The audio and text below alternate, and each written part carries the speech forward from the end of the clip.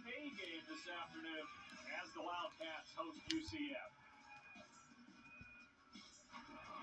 And hi again, everybody. Ben Boyle, Missy Hydrate. Great to have you with us this afternoon. And the big news, Missy, as we come on the air, K-State's Ayoka Lee, just when Jeff Mittie got her back for a game, she sprained her ankle against Iowa State on Wednesday. They're going to hold her out today. Yeah, this is going to be the storyline, not only for this game, but it will reverberate all across women's basketball on a national scale. And how this team reacts will be critical today.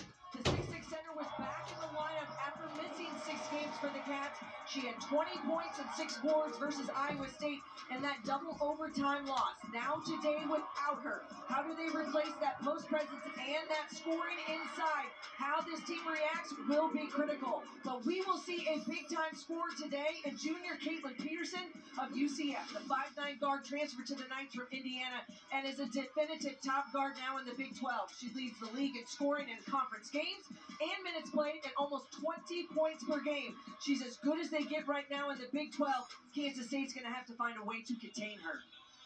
Cynthia Messer, second-year head coach for UCF, as the Knights make their first ever trip to Manhattan. Their first year in the Big 12, and they got off to a tough start, 0-7, but have rallied of late. They've won 3 of their last 6.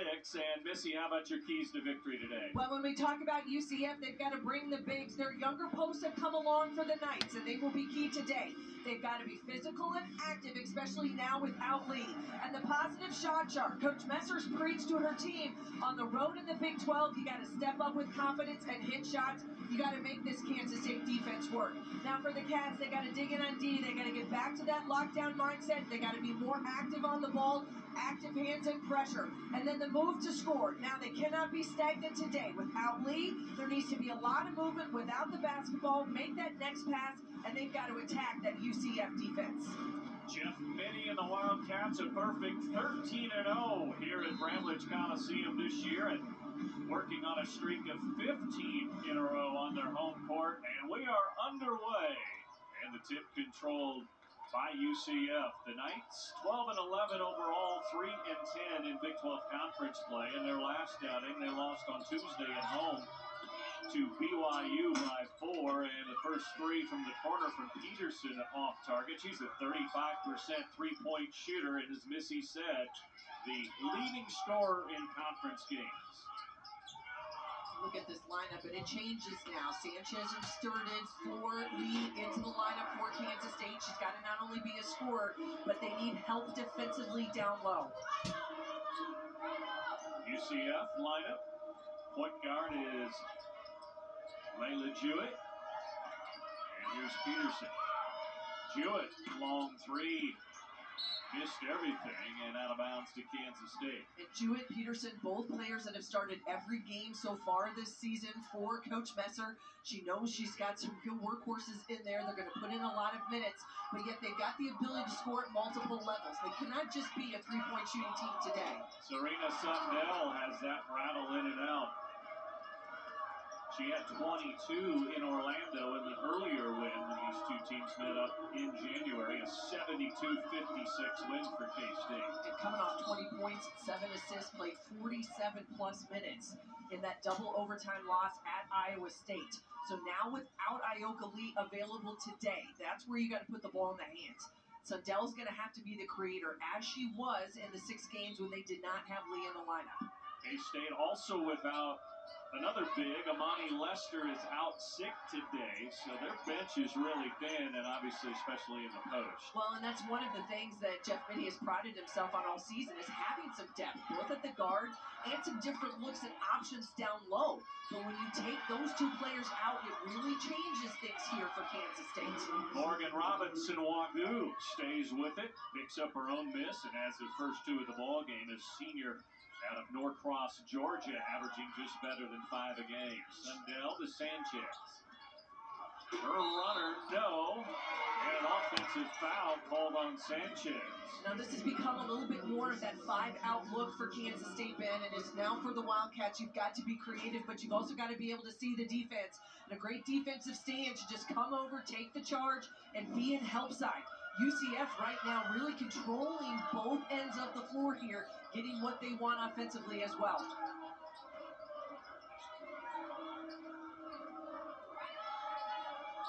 State going to a bit of a zone look, struggling to be able to get stops in the one-on-one opportunity, giving up those looks. And without Lee, you could be a little bit more patient defensively, but yet open shooters, and that's the critical piece. Jeff Mittie talked about it. They've got to contest. Layla Jewett, their best three-point shooter. That's her 32nd make of the year, and she's over 40%. Gregory unable to answer. Sanchez has it tipped away from her. And on the run is Robinson Wagoo. Maya Burns on the attack, rolls it in. Nice finish for Maya Burns. And UCF jumps out 7-0. Timeout, Kansas State from Bramlage. He has to play for her, but recruited me here to Manhattan. Gabby Gregory with a couple of free throws stops the 7-0 run for UCF to begin this one. Now UCF jumped down on Tuesday at home 12-4 against BYU before the Cougars eventually rallied to win that one. Cats will stay in the zone. And you have to now. They've got to be able to clog gaps and be able to get out on shooters. A bit of a more of a 1-2-2 look and a loose ball. Those are the possessions right there now Kansas State has to be able to control. But with 7 seconds here on the shot clock, it's going to be a little bit of a different look here of how UCF wants to attack.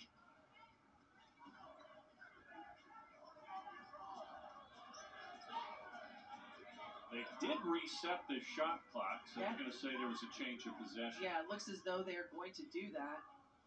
But yet it wasn't a jump ball. It was a change of possession. Therefore, a new shot clock and allows Kansas State to reset their defense as well. Here's Tamia Ware, a junior out of Chicago, in at the point guard spot for UCF. Skip pass over to Peterson. Turns down the three. On the drive, she explodes for her first two. And that's the explosion, is their ability to be able to shot fake and get to the rim. The action they have, the skip pass, and it throws the defense off. You can test late. She's going to take it to the rim. She's been remarkably consistent. Only one game not in double figures, and she scored 9 in that game.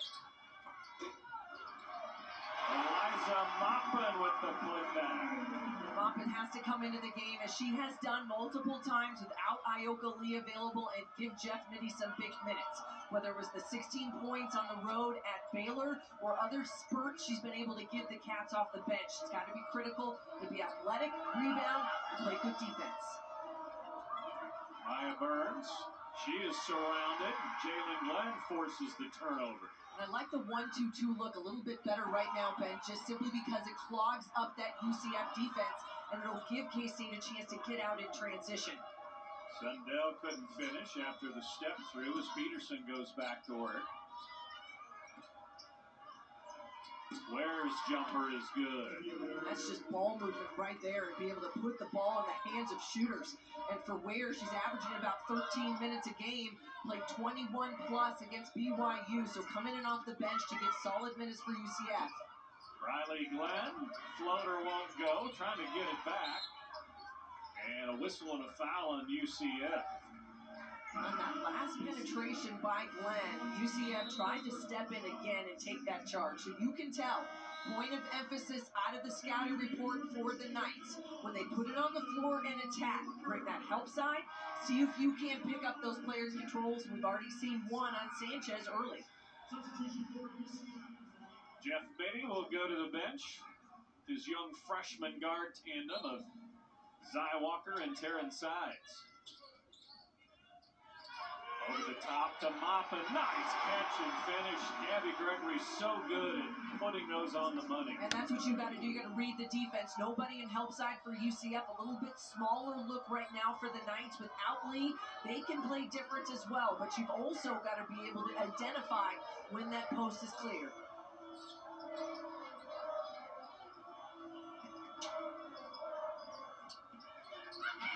Ware got it blocked from behind, gets it back, and the rebound out long to Zai Walker.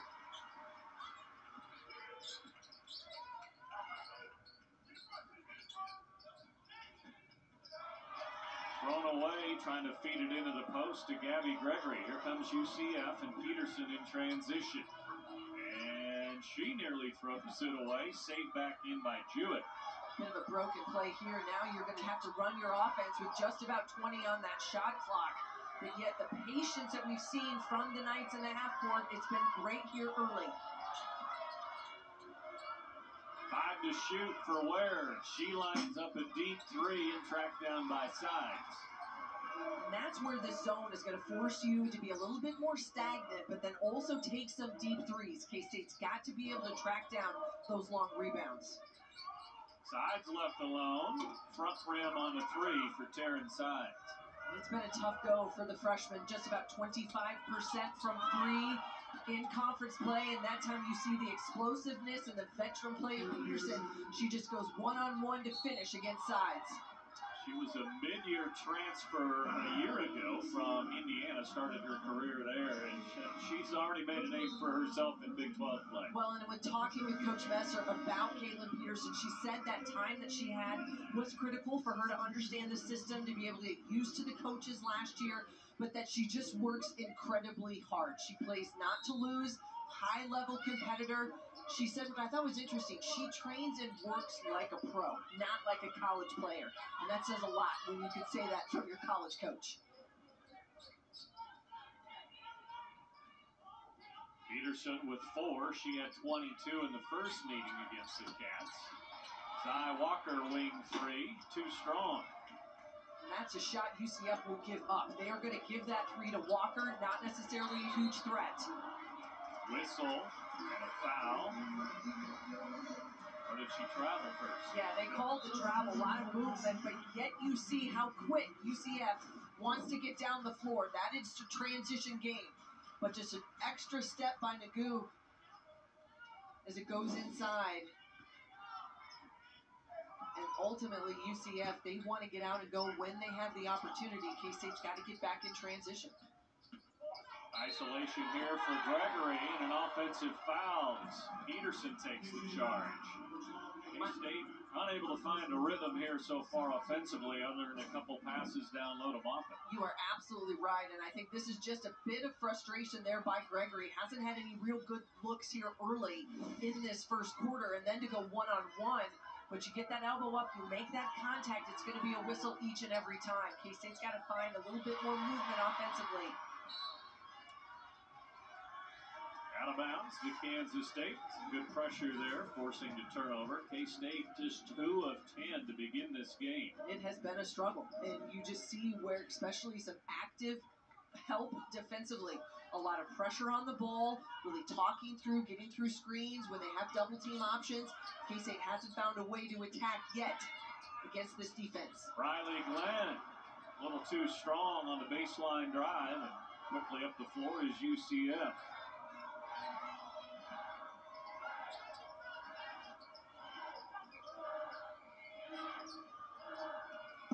Three-pointer hits the back in the backboard, back of the rim in the backboard, and drops for Layla Jewett. Let's check in with our sideline reporter, Sophie Smith.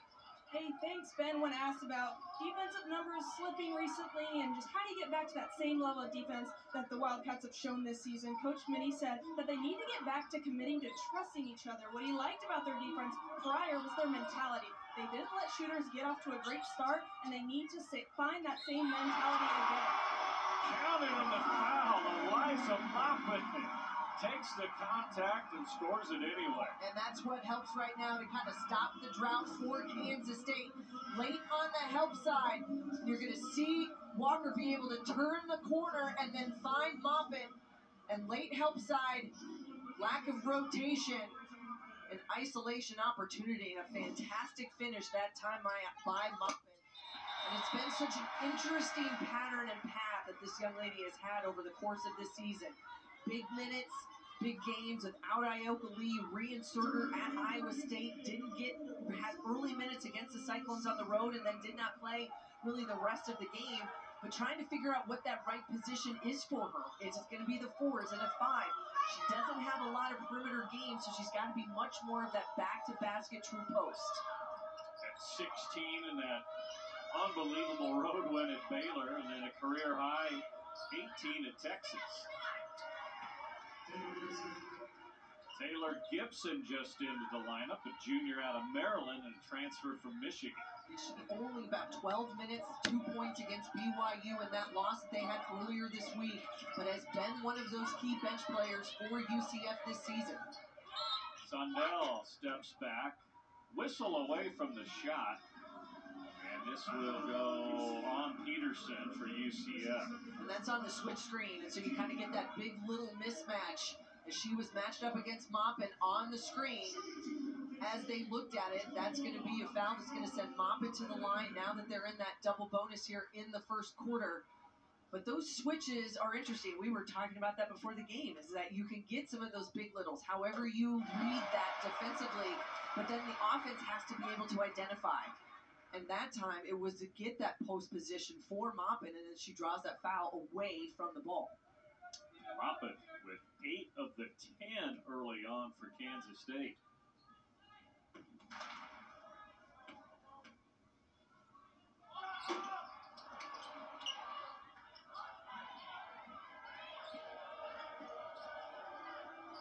Maybe a 2-for-1 opportunity here for UCF as they look at this zone. Peterson on the wing with Sundell checking her.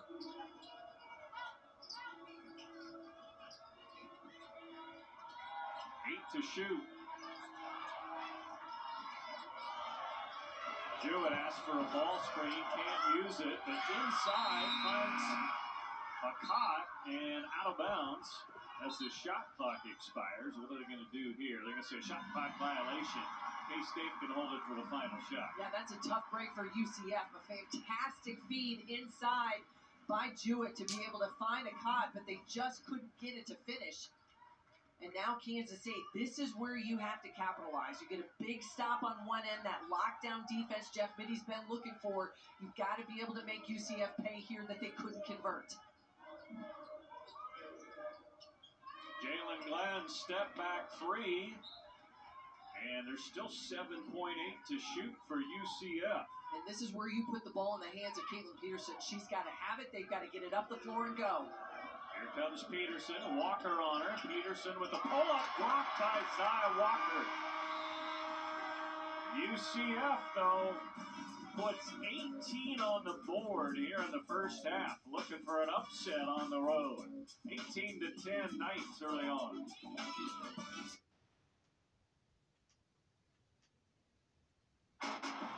On ESPN Plus.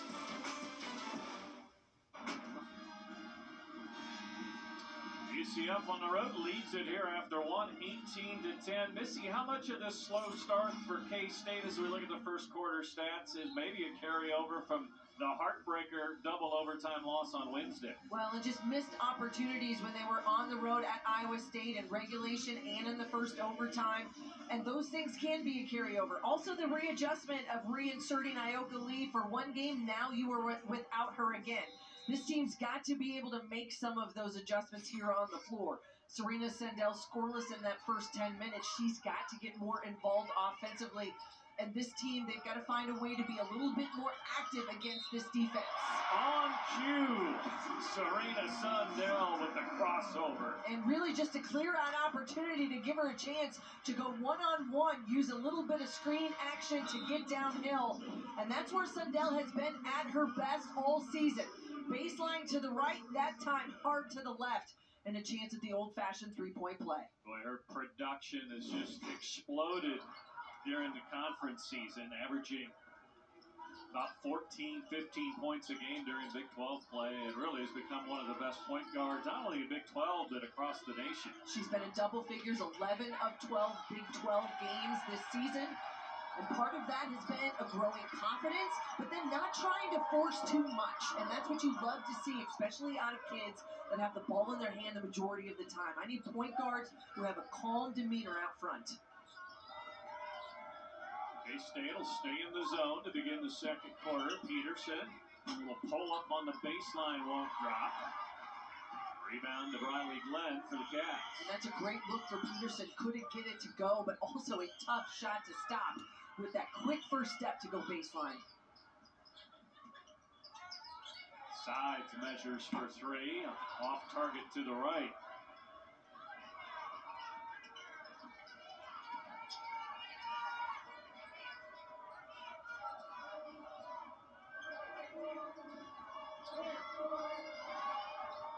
Jalen Glenn gets a piece of that. Transition opportunity for Sundell. Count it, no! A charge called on Serena Sundell. The second charge drawn by UCF here in this first half. As they get out in transition, off the turnover, the live ball turnover, and she steps in to take it. And the foul drawn on Sundell. Jeff Mittie not at all happy about that one. But a big turn of events here because it waves off the bucket and puts a foul into the stat line of Serena Sundell. Someone we just talked about a minute ago, Ben, that's got to be the catalyst here against this UCF team, especially on the offensive end. Jeff Mittie with an extended conversation here outside the K-State bench about that call. Peterson, back rim three, sides with the board. Sides on the run, pitches to Jalen, now up to Gabby Gregory for three. No, off the front rim. And good looks for Kansas State that we've seen, both from Sides and from Gregory from three here since she started the second quarter. And again, another live ball turnover. This is where they've got to capitalize. Hoppen with a rim run, and she's fouled. It seems like such a simple concept to be able to create offense with your defense. And K-State's done that all season long. The numbers have spoken for themselves, and Sophie mentioned it earlier, just about how the numbers, maybe where they were earlier in the season, haven't been in Big 12 play. But you also have to look at the competition. But this is a group that they lead the Big 12 in scoring defense so far on the year. When you're holding teams just under 60 points a game in Big 12 play, those are things you can hang your hat on. But you've got to be able to capitalize on some of those misses one way or another and go the other direction. Definitely some more energy, though, on the defensive end of the floor for K-State to begin this second quarter. And I think that's where the activity from the zone really allows them to be bigger, to be able to take up more space, to be able to force this team to have to be able to find gaps, and that's where UCF hasn't made a ton of adjustments. You don't want to play, you can stand a lot in your zone offense. UCF's got to get more movement, and you'd love to see the ball to go to the middle of the floor. Some confusion as to whether Kayala Nagodu can check in yet or not, so she's going to have to wait till after this free throw as Moppet has double figures already, so she has really been the catalyst off the bench for Jeff Mittie. He put Sanchez into the starting lineup, replacing Ioka Lee. We mentioned it. Amani Lester also not available today, out with illness. So a little bit of a shorter bench for Kansas State and not as much depth. And that has been something they've tried to find, that rotation time frame of when you don't have Lee or you got to give her a breather when she is available, who can step up. Well, today, right now, this is the Eliza Moppin show. She's keeping Kansas State in this game. K-State with the first four to begin the second quarter and back within four. Peterson gets downhill, well off target, but an offensive rebound won't go. And rebounded by Jalen Glenn for the Cats. Here comes Serena Sundell. Moppin left all alone, and she's got 12, and K-State's within two. That's what you have to do. Get out in transition, make them pay for the miss, one and done, and you go the other way. Eliza Moppin coming up huge here this afternoon at home.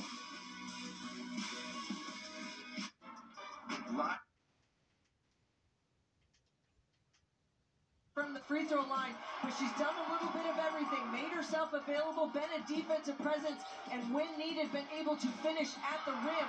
Kansas State started this game incredibly stagnant offensively, but she has been the one so far to carry the load, and you see the numbers right there, Ben. She's got 12, the rest of the team has 4, and they are just 1 of 14 from the field.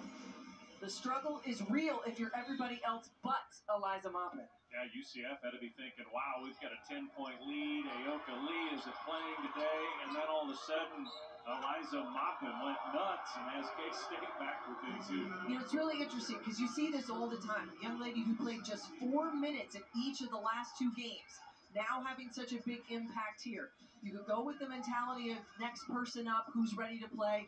But you not only have to show up, you've got to be able to step up and figure out what that looks like. She's done it here so far this afternoon. K-State comes with three-quarter court trap handled by UCF. The Knights have led the entire way, scoring the first 7 of the ballgame. Peterson.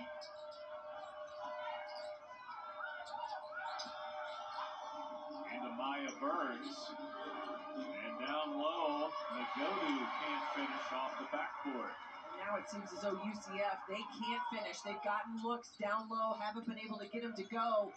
And the space and out in transition, that's where they have to be. Gabby Gregory has it tied at 18.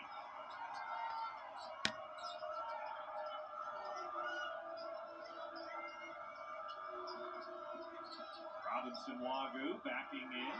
Maya Burns with an air ball. Offensive rebound. Maupin got a piece of that. And the Knights will reset. Peterson just stolen by Jalen Glenn. Quick hands and active in that zone, taking up space and not giving up that penetration lane.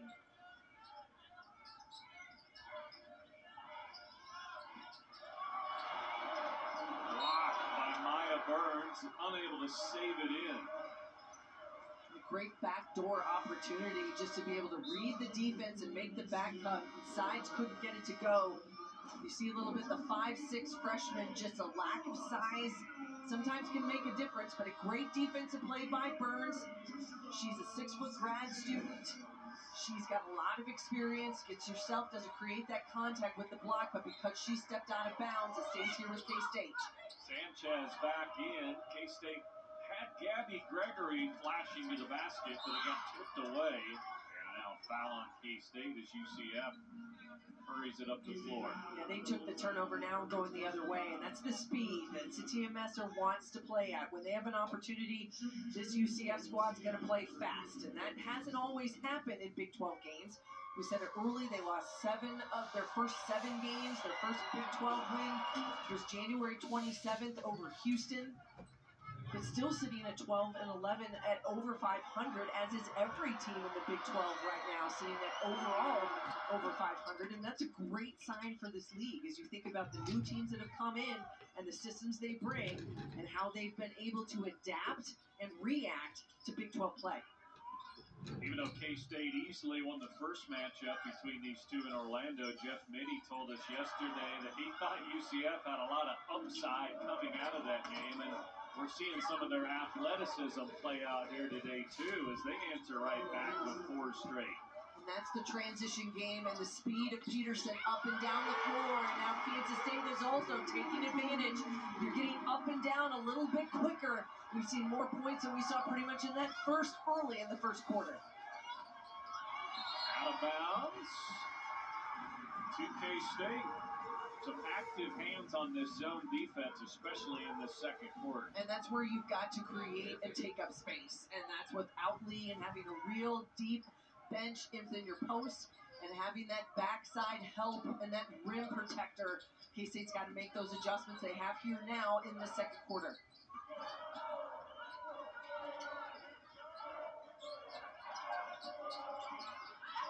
Walker stripped and out of bounds. They'll say it was off of Walker's leg. And the freshman trying to create, and you see that, and probably maybe a little bit too overzealous to try to take that one-on-one against 3 players. 1-on-3, not great offense for Kansas State right now. What's her upside? She's had a really good freshman year and some great moments. You got to look at the freshman and just think her speed and her athleticism, those are the things that she's got to capitalize on. But I've also liked the fact that she has played within herself. She hasn't tried to do too much. Maybe outside of that last possession where she got a little anxious and wanted to get it to the rim. But over the course of the season has stepped up, hasn't tried to do or be something she's not. Not a great three-point shooter yet. I think it's something that's going to have to be added to her game as she goes in her career. But she's got a lot of tools in that toolbox, and you can see why she was so highly, highly recruited and touted coming out of high school. Sanchez at the free throw line, averaging 6.5. And speaking of someone who's had some big moments, she is another one of those players who really stepped up when Lee was out for those 6 games. 5 starts in Big 12 play. She's averaging just about 17 minutes in conference games. And you've got to do the little things. And right now for Kansas State, that's good defense, 50-50 possessions, get those loose balls, box out. And when your time calls, your numbers called, you got to score on the other end. Peterson left alone for a moment. Her long-range three won't drop, and Sundell picks it out of the air. Cats can take the lead. Sanchez leaves it short. Isolation down low. One of the things we saw early with Moppet. Jeff Mitty's going to go back to the sophomore and put her at the scorer's table. But those are the ones they've got to be able to get to go. Simply because right now, buckets have been hard to come by for this Kansas State offense. Land another steal. Well, she's been great at the top of that zone for K-State. Continuing putting a ton of minutes over the last few games, and mostly because of her defensive prowess and what they need on the floor. Sundell for the lead.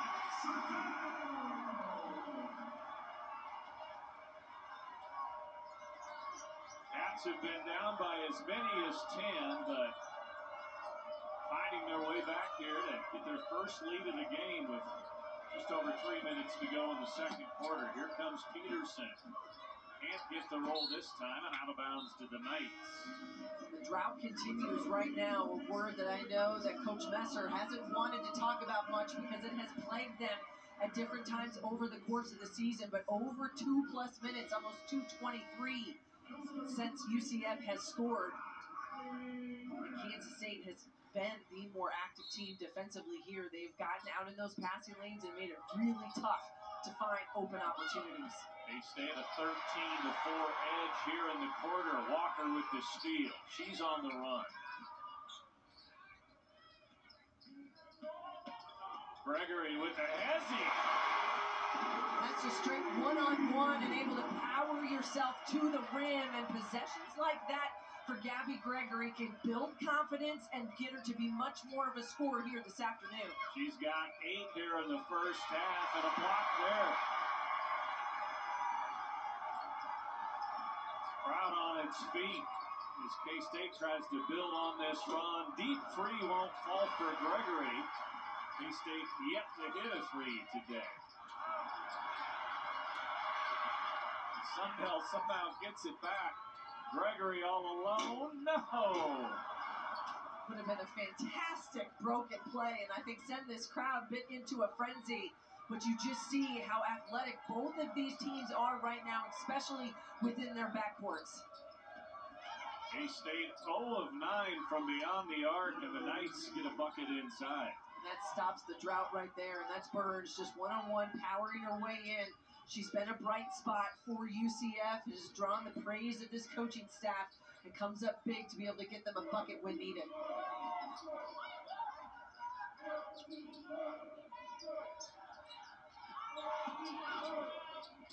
Sundell, beautiful play. She has become one of the best over the course of this season at taking people baseline, whether it's to finish off the bounce that way or that time, just to be able to let the defense go by and the reverse. A fantastic move by the junior.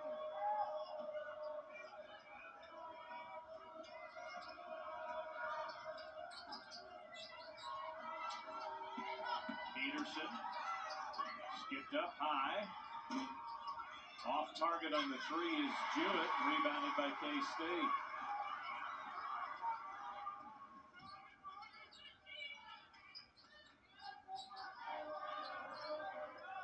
And Sundell will back it out and get some instructions from the K-State bench. A little bit more spread look, kind of that 5-out opportunity, some screens coming for Gabby Gregory. Gregory, front rim again. Walker trying to keep it alive, and they'll say she's over the back.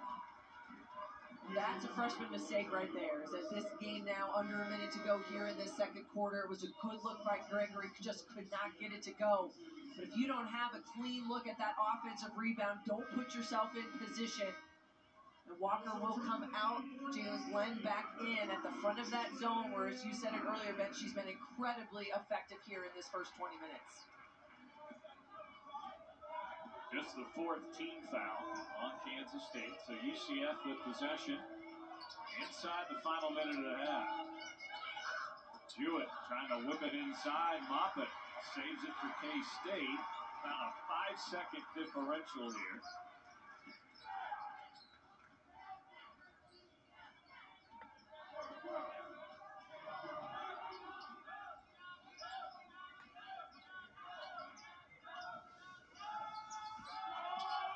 Gregory. Out to Glenn, long on the three. UCF still with the chance for the final shot. Godbolt loses it. Sundell.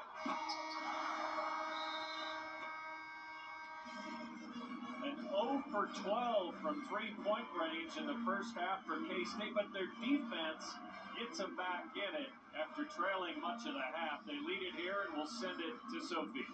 Coach, the energy of your team skyrocketed after that UCF timeout early in the second quarter. What did you think of the effort on both sides of the ball?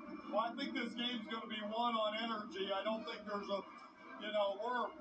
neither team is playing well. It's going to be who can play harder and, as the game progresses, play better. What did you think of Eliza Maupin's performance? I thought she gave us the lift we needed. Thank you. Yeah, Maupin was huge. No Aoka Lee here for K-State today, but Maupin off the bench went 12, and she rallied Kansas State back. And the Wildcats lead it at the half, 27-24.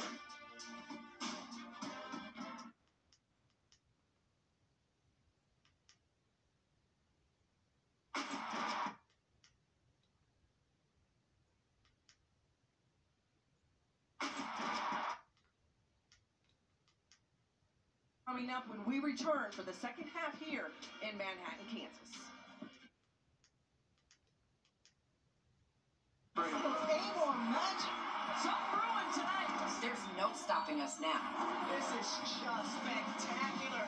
That's our move. Women's college hoops on ESPN and ABC.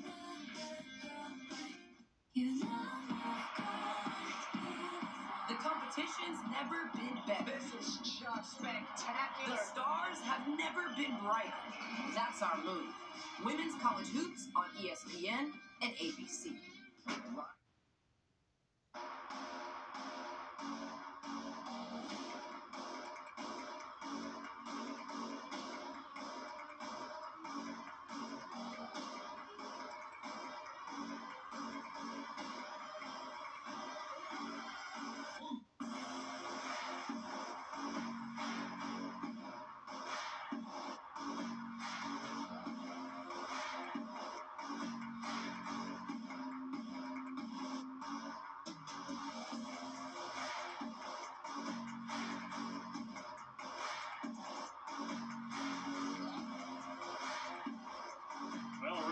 Is on to the Big 12 tournament in Kansas City and determining the regular season champion here. And there's been some activity today as well in conference play with Oklahoma losing to West Virginia. Texas has beaten Iowa State. As we look at the scoreboard here, so Missy, if K-State can hold on and win today, there'll be a three-way tie for second between West Virginia, Texas, and K-State. One game back of Oklahoma. It has been crazy, and the last couple weeks are going to be the same way. Well, when you knew that battle in Morgantown at Oklahoma and West Virginia, two top 25 teams, you knew that would be a battle, goes down to the wire, and they get the 4-point win. But as you said, Oklahoma's still in the driver's seat. They'll have a one-game lead at the top of the Big 12, but there's so many games left, so much more movement to be able to happen in the overall standings. Well, here at halftime, K-State leads at 27.